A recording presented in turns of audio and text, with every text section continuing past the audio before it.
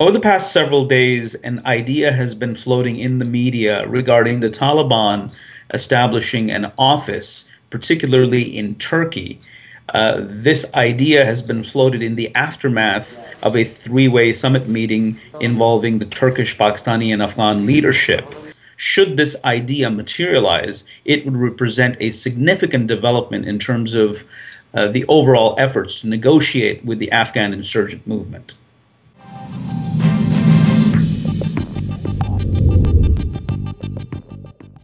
There are a number of key issues related to this whole notion of the Taliban being able to set up some sort of a political office.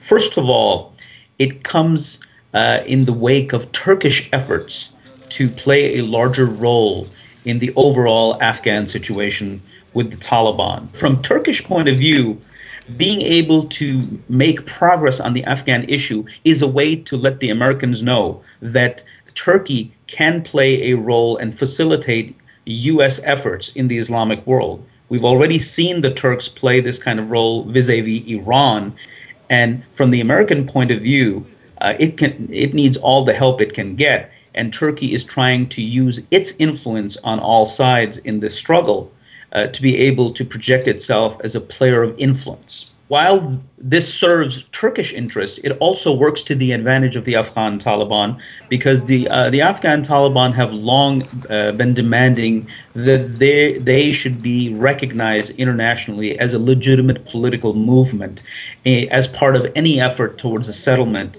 for Afghanistan and bringing the insurgency in that country to an end. With Turkey jumping into the fray, it seems as though this whole idea is being taken to a new level.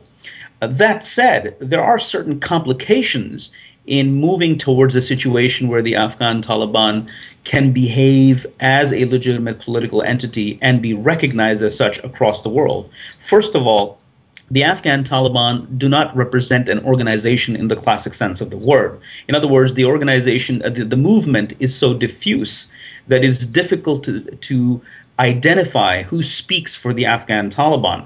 Secondly, and more importantly, is that the Afghan Taliban leadership have this complex relationship with Al-Qaeda. Some leaders have had those connections in the past, and many of the Afghan Taliban leaders continue to have that kind of relationship with Al-Qaeda. So it becomes very difficult for the international community to accept the Taliban as a legitimate political entity. Whether or not this will work, it is just too early to say. There are a lot of moving parts and a lot of issues that will have to be sorted out.